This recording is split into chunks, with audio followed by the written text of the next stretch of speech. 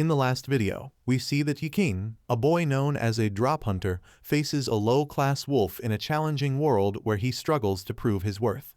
Despite the wolf's weakness, Yiking can only defeat monsters that are nearly defeated by others. Armed with a wooden sword and shield, he charges at the wolf, but both weapons shatter on the first attack, leaving him vulnerable and feeling like a burden to society. As the wolf sinks its teeth into him, Yiking grapples with despair, believing he is nothing but a loser. However, in a moment of desperation, he seizes the broken sword handle and fights back, thrusting it into the wolf. The scene shifts to a future moment where Yiking is seen running towards a hunter, chased by a monster from a mysterious portal, hinting at his transformation and the challenges that lie ahead. Right in front of Yiking, a horde of those pesky monsters from earlier decides to throw a reunion party. And guess who's the guest of honor? That's right, our protagonist. But instead of standing around like a deer in headlights, he goes full-on superhero mode, launching those creatures into the air like they're just balloons at a birthday bash. One might wonder if he's secretly training for a monster-tossing competition. As he's busy playing monster dodgeball, someone in the background starts rambling about a mission to recover their fallen comrades. Apparently, if they don't bring back the bodies, it's mission failure. Talk about high stakes. After sending the last of the monsters flying, he engages in a little recycling of the defeated creatures. It's eco-friendly, after all. But hold on to your hats, because now he's got to face the big boss on the floor. This creature is the heavyweight champion of the monster world, and it looks like it's ready to throw down. To end this fight faster than a kid can finish a candy bar, Yiking pulls out his secret weapon, sugar. Yes, you heard that right, sugar. With a sprinkle here and a dash there, he sends the boss packing. Who knew a sweet tooth could pack such a punch? Someone should really tell the candy industry about this. Once the dust settles, the scene shifts to an apartment where a survivor is desperately trying to explain what he witnessed. But all his buddies care about is what happened inside. The survivor keeps insisting that Yiking stole his abilities. The guys around him, however, are too busy ignoring him to care. They've got better things to do than listen to a guy who sounds like he just lost a game of rock, paper, scissors to a monster. The scene cuts again to a ride filled with hunters. Yiking is in the background, musing about the black market. He thinks it's the perfect place to sell the shiny crystals he's been collecting. But if he sells to the government, they'll take a whopping 70% cut. With a determined look, he decides he needs to make some serious cash without attracting unwanted attention from the big shots. He's got a plan, and it's all about taking things slow and steady. After all, Rome wasn't built in a day, and neither is a successful monster hunting career. Just as he is lost in thought, the leader of the hunters makes a grand entrance, reminding everyone to be extra careful since this raid is uncharted territory. It's like being told to tiptoe through a minefield while blindfolded. Nothing says fun day out like a little danger, right? He insists they should form a solid group, and as he doles out rewards and missions, he can't help but chime in with a cheeky observation. He wonders aloud if everyone is really okay with having a very weak guy in their midst, a level 1 gravedigger, no less. The room goes silent for a moment before Geraldo's eyes widen in disbelief. Laughter erupts as they ponder how someone with such a trash class managed to even show up. It's like bringing a rubber chicken to a sword fight, just not the best idea. For the hunters, this weakling might as well be a piñata perfect for the backline, where he can collect candy while everyone else does the heavy lifting. But for Yiking, this is a golden opportunity. He's not just a level 1. He's a stealthy level 1, blending in like a ninja in a library.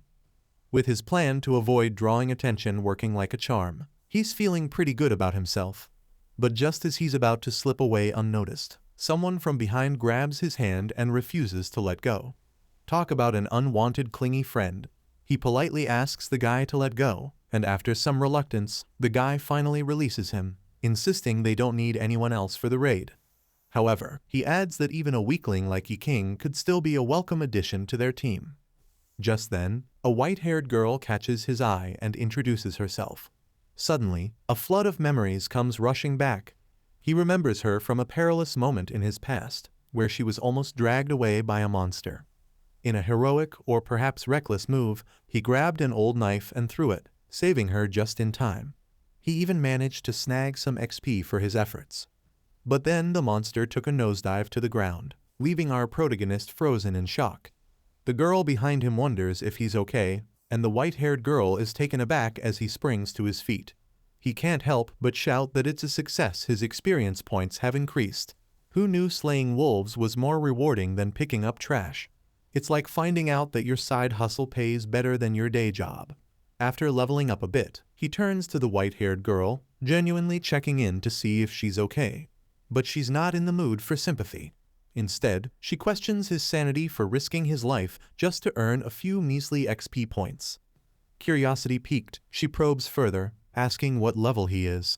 She wonders if he has some other motive or if he just came in the gate for the XP. With all the enthusiasm of a kid in a candy store, he replies that he's only here for the money. Nothing more, nothing less. She steps closing, asking if he is risking his life for a small amount of cash. He turns to her with a smirk, ready to drop some wisdom. He explains that in their world, people can change jobs at will, and for someone like her, a rich girl, it's a piece of cake.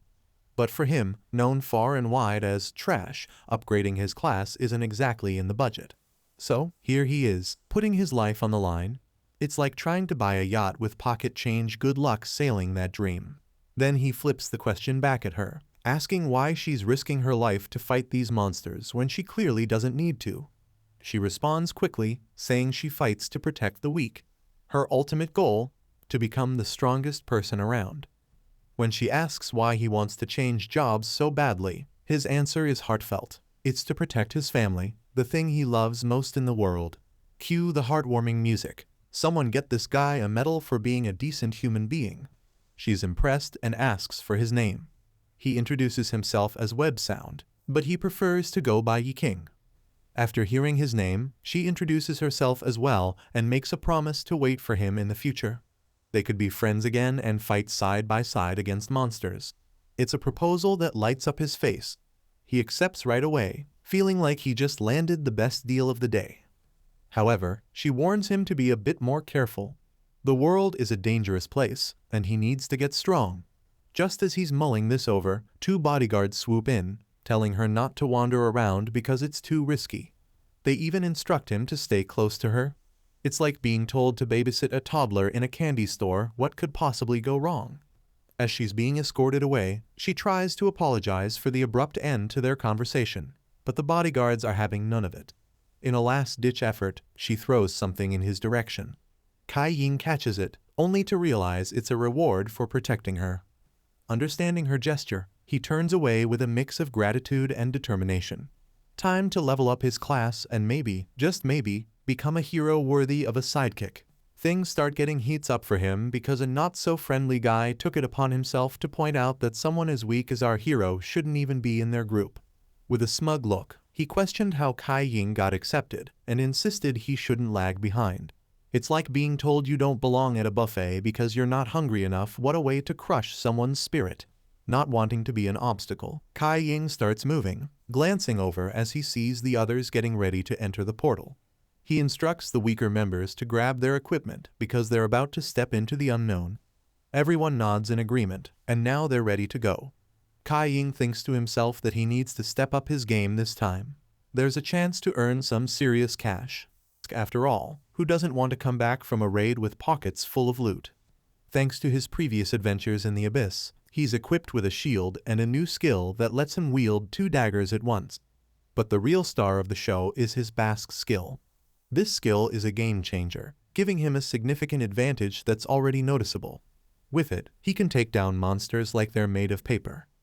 What's more, he's absorbed a special monster, the previous boss of the Abyss, which grants him incredible regeneration abilities. Talk about a glow-up. It's like going from a rusty bicycle to a shiny new sports car. He's managed to balance all his abilities well, and with points to distribute among his attributes, he's on the path to becoming even stronger. After all, he was the only one who managed to pick up all the recyclable loot in the last Abyss. At this moment, he activates his attribute recovery observation eye skill. Suddenly, he starts seeing the attributes of his companions. Upon using this skill, he realizes that the points he distributed among his attributes weren't as impressive as he thought. His strength is a 100, while one of his companions boasts measly 12 strength. Just then, he feels the ground trembling beneath him. Panic sets in, but he quickly looks to the side, only to discover that the wall next to him is coming at him with full force. After a loud crash, the group turns around, startled, thinking they're experiencing an earthquake. But when they look back, they see it was just Yiking hitting the wall. He places his hand on the wall and casually comments that the dungeon structure is a bit unstable, so they should be careful. Their attention is still not on him, though. Right after that, someone spots a box, and another person remarks that it might be difficult to open because it requires a thief status. They decide to move on, leaving it behind.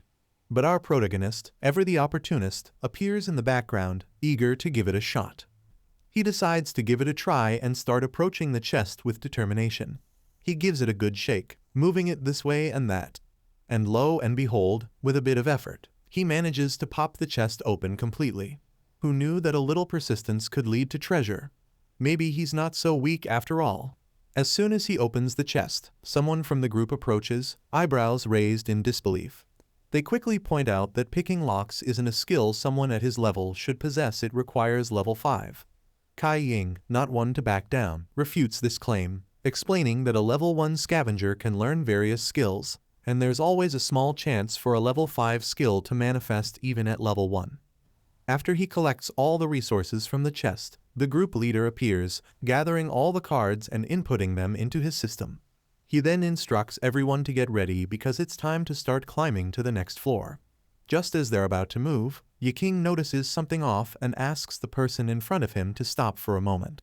Confused, she halts, and Kai Ying, holding a stone in his hand, casually tosses it towards the walls.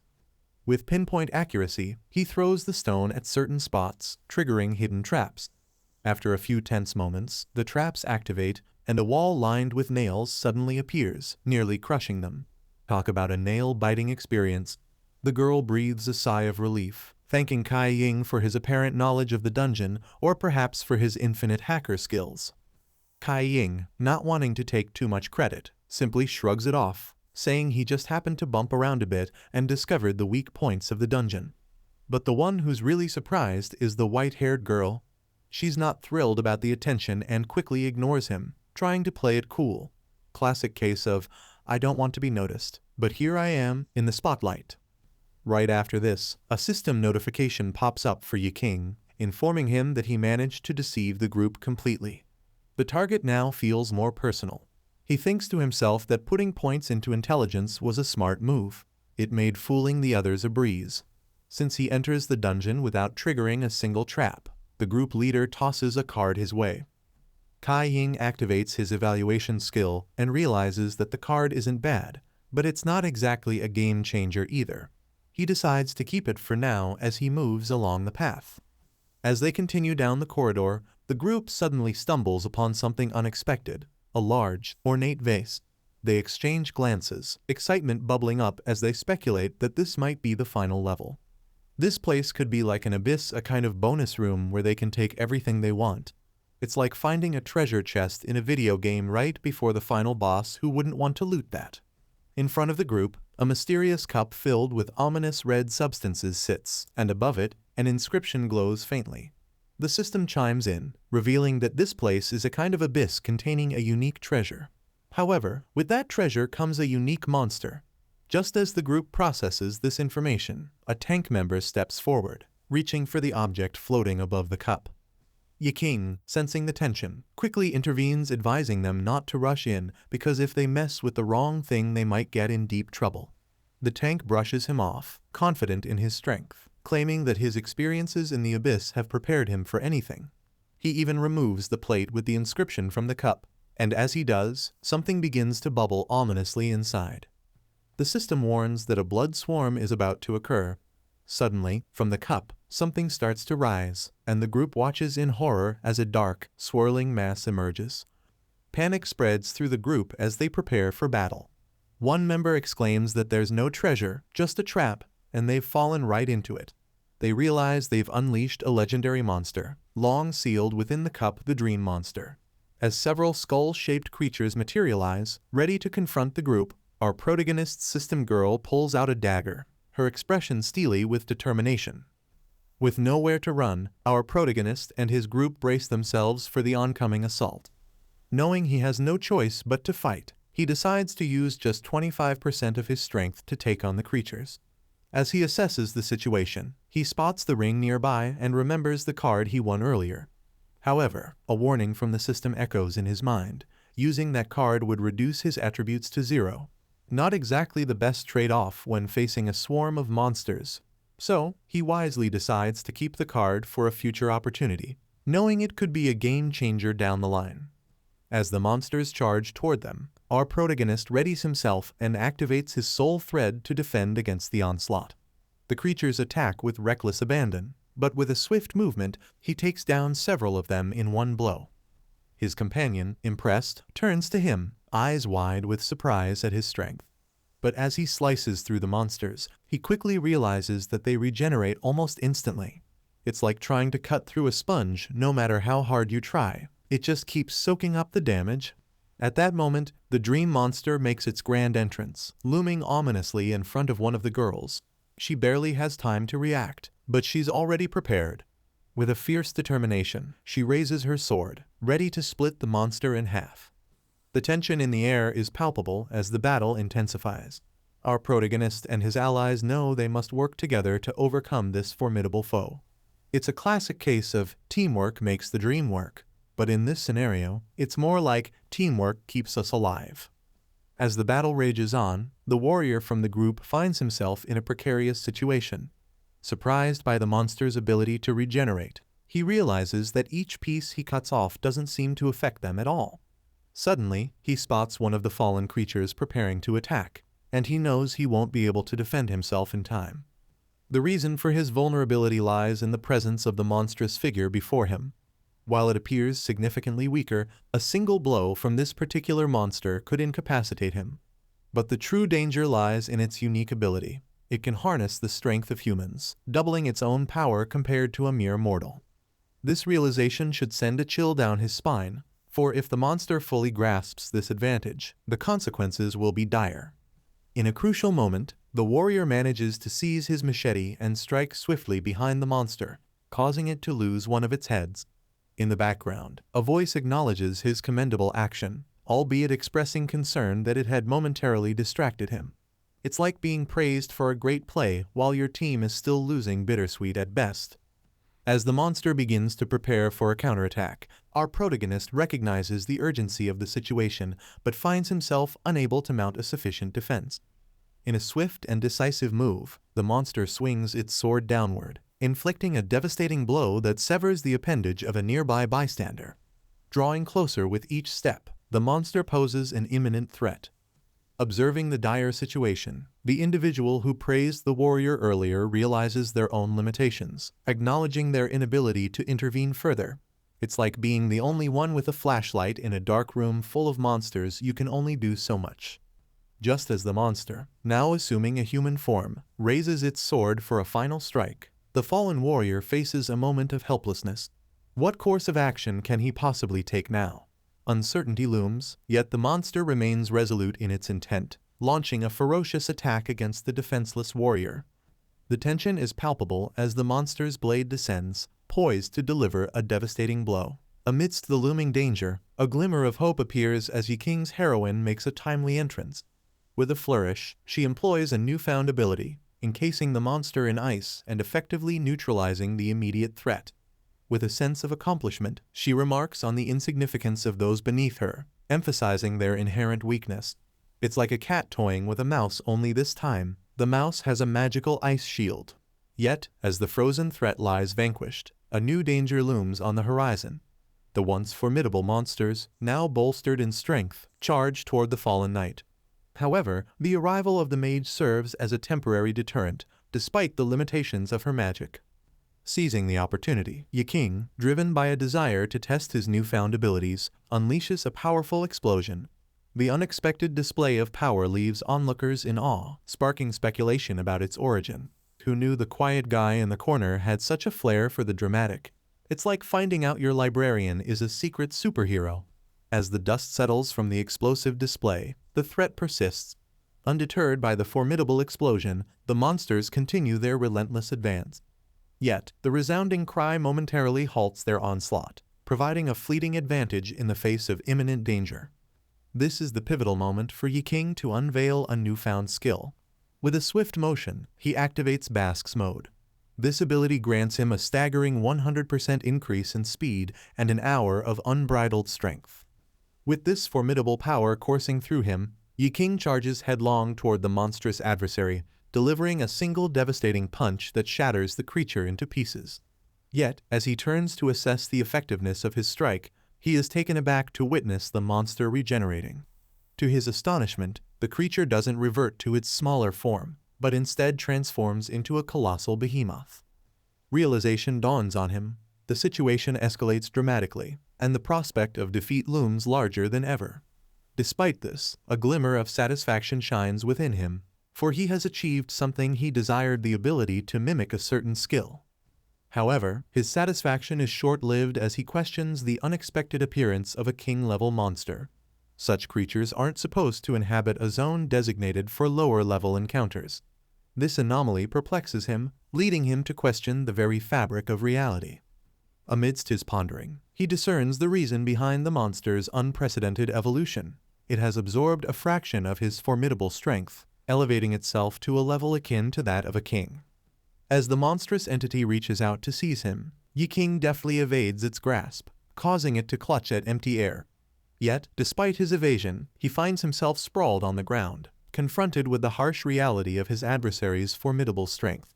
Nevertheless, he refuses to succumb to despair, realizing that his attributes are comparable to those of his foe. With direct combat rendered futile, he acknowledges the need for an alternative approach. Just then, his companion intervenes, urging him to retreat as she prepares to showcase her own prowess. Surprised yet reassured by her determination, Yiking watches intently as his companion confronts the monstrous adversary head-on. Recognizing the need for a battle of equals, she stands ready to face the challenge. As the two adversaries prepare to clash, the monster strikes with lightning speed, catching her off guard. However, she swiftly turns the tables, utilizing the monster's own limb as a conduit to draw herself closer. With unparalleled determination, she grasps her blade, imbued with the chilling power of ice, and drives it into the heart of the beast. Yet, the monster, ever cunning, counters her attack, freezing only a portion of its limb to thwart her efforts. "Nice try, but you'll have to do better than that." The monster seems to taunt, unfazed by her icy assault. Undeterred by this setback, she presses on, her resolve unyielding in the face of adversity. As the monster closes in for the kill, she braces herself for the inevitable clash, knowing that victory lies not in retreat but in the relentless pursuit of triumph. The monster attacking her ends up stopping because she uses a potent skill, creating a shockwave that fills the place. In the background, Yiking and his group watch the fight unfold, mesmerized by the display of power. She activates a flag that increases her speed by 30% within a radius of 50%. As the ice begins to emerge from the flag, it covers the monster completely. Now, the monster is totally frozen, and she can easily finish it off. "Gotcha," she exclaims, a triumphant grin spreading across her face. With her speed increased significantly, she uses it to her advantage. The Ice Dominion specializes in containing the monsters here, and even though she can't yet send this creature to its demise, she can at least hurt it. However, even the frozen monster is still strong. Nonetheless, she possibly ends the fight by splitting the monster in half. It's like watching a hot knife slice through butter, effortless and decisive. It's noted that her ability is a legendary profession, chosen by only one among the lucky ones. Currently, Yiking is eager to see who is stronger, that monster or the little white-haired girl. He wants to see which one has more strength, the girl with the powers of the gods or the monster with the powers of a king-level adversary. But alas, the hope of sending that monster to its doom dwindles as even the girl's most powerful blow fails to make an impact. The monster effortlessly shrugs off the ice carcass that had momentarily restrained it, moving back and beneath her. Our little white-haired heroine looks up just in time to see the monster launching another ferocious attack. Its massive arms swing toward her with terrifying speed. She quickly dodges, narrowly avoiding the crushing blow. Despite being a Class S, her strength is much lower than she has always hoped for, and she has been put last by her brothers and sisters. It's like being the last pick in dodgeball. Nobody wants you on their team, and you're just trying to survive. Even though her last name belongs to an extremely powerful family, She is often reminded that she is the weakest of the Lu family. The laughter of her relatives echoes in her mind, mocking her as she struggles to prove herself. She has never won a one-on-one battle, never triumphed over a monster, and now she finds herself on the brink of defeat against this formidable foe. But in that moment of despair, memories flood back those moments when her family belittled her, calling her weak and suggesting she stay indoors because it was safer than facing the dangers of the abyss. The irritation bubbles within her, igniting a fire of determination. She is tired of being pitted against weak monsters, tired of being underestimated. Now, she wants to change that narrative. She wants to summon powerful monsters to face her opponents, proving that she can stand strong and fight back. With renewed resolve, she charges at the monster, her sword aimed at its skull. The blade is deep, but the creature is resilient. With a sickening snap, her sword breaks in half, leaving her wide-eyed in shock. Before she can react, another claw from the monster swings toward her, catching her off guard and sending her crashing against the wall. There she lies, blood trickling from her lips as she struggles to regain her composure. In the background, the mage has placed all her trust in Yiking, believing he can easily defeat this monster. Witnessing her defeat is a shock to everyone. Panic begins to set in as the monster turns its attention to another target. But that target is Yiking. He sprints toward the oncoming threat, determination etched on his face. As they collide, an explosion erupts near the monster's hand, severing a portion of its arm. The severed limb flies through the air toward the group, who instinctively decide to run, not wanting to be caught by the flying piece of monster flesh. In the midst of the chaos, Yiking and the white-haired girl exchange glances, both realizing that this fight is far from over. They need to regroup, strategize, and unleash their full potential if they are to stand a chance against this formidable foe. The battle is escalating, and they have to rise to the occasion together. After the group scurries to a corner where they won't be caught, Yiking stands resolute, sword in hand, a determined look in his eyes. He watches as his ally charges at the monster with full speed. Will he be able to defeat this formidable foe? He needs help from the system, so he activates the observation eye to pinpoint the monster's weak point. As he scans the creature, he discovers its vulnerability, but he also recognizes the danger. If the monster reaches its king form, its resistance and abnormal conditions will be so formidable that he will have to overcome them. It's like trying to knock down a brick wall with a feather, definitely not an easy task. If he levels up sufficiently, he can become immune to freezing, torture, or paralysis. But the weak point he finds comes with a caveat. As his level increases, another restriction will apply. All of his attributes need to be unlocked, and at that moment, only his hand begins to catch fire. But this isn't just any fire. It is powerful and ready to unleash devastation. With all his might, Yiking prepares to throw a punch at the monster, believing it will be enough to send it reeling. But the monster retaliates, and Yiking quickly realizes that his attack won't be enough. He starts running at full speed to avoid being caught in the monster's counterattack. The onlookers marvel at his speed.